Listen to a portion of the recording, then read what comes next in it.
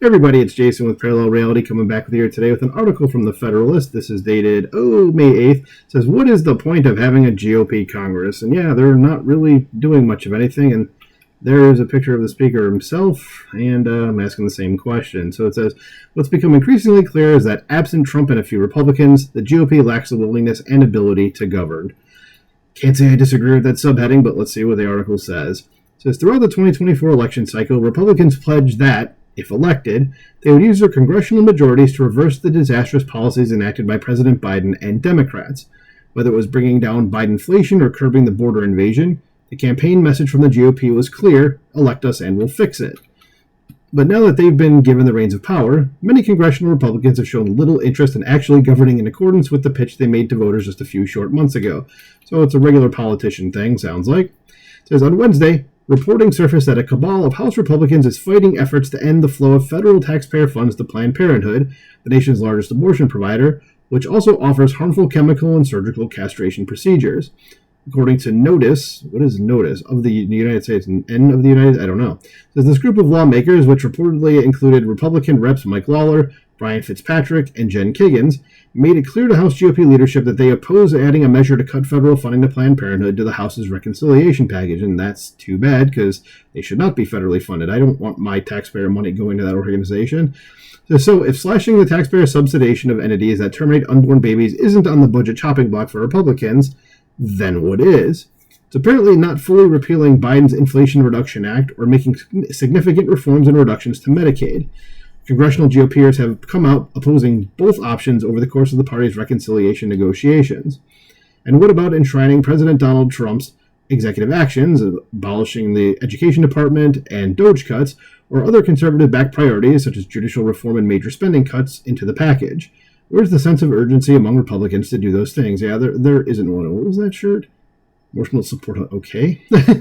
While time will tell what a final reconciliation bill will entail, the writing on the wall does not bode well for conservative voters wanting to enact generational change at the federal level.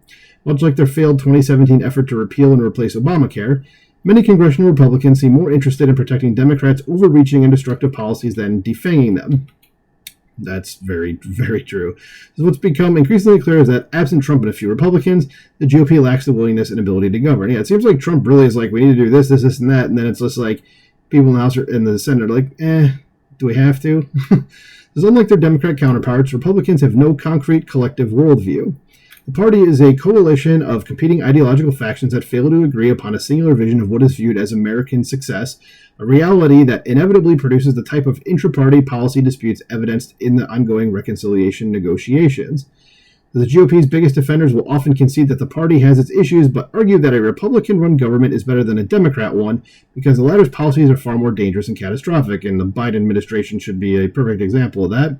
Says, while that may be true, it doesn't change the long-term consequences of Republicans' fecklessness. Says putting a Band-Aid on a leaking pipe doesn't fix the leaky pipe. It merely slows the leakage and neglects to fix the root of the problem. Same is true of having a GOP-run Congress. If electing Republicans is only about temporarily stopping the bleeding caused by Democrats without repealing their disastrous policies and replacing them with conservative-based solutions, then what is the point of having a Republican-run Congress at all? Under this logic, conservatives would essentially be voting for managed decline over immediate decline. In the end, everyone still loses. This is in no way an advocacy for Democrat control of government, which I would never advocate for at this point. It is a diagnosis of the establishment rot plaguing the Republican Party and a call to action for conservatives to start taking self-governance seriously. Being an American citizen doesn't mean showing up to vote every 2 to 4 years and going home until the next election. It's a duty that requires paying attention to and engaging with one's representatives at all levels of government and involving oneself in the political process as much as possible. And this could mean participating in primaries to oust Republicans who fail to abide by their voters' wishes, showing up at town halls or local board meetings, or contacting legislators about a certain nomination or bill and encouraging like-minded friends to do the same. It could also include pressuring Trump to make better endorsements. Yeah, he's doing very good in that, but there's still a few that are, kind of meh about. And hold weak-kneed Republicans' feet to the fire for sidelining conservative priorities and critical legislation, like major spending cuts in his big, beautiful reconciliation package. Because the bottom line is that the Republican Party is only as good as the voters who comprise it are willing to make it. Yes, the entrenched establishment is going to fight tooth and nail to stop conservatives from taking back their party. But the alternative, for example, doing nothing, means the current cycle in which Democrats destroy the country while Republicans stand around kicking rocks will continue. And that is a pattern this country cannot afford. So, yeah, I mean, I don't disagree with that. It seemed like there was a lot of hope from, when Trump got elected and they had all the branches of government. And then it's like, well, what's kind of happening now? Like, you guys going to do anything about it? But, yeah, that's what I think. Let me know what you think about this in the comments below. Please like, share, and subscribe, and I'll talk to you soon. Bye.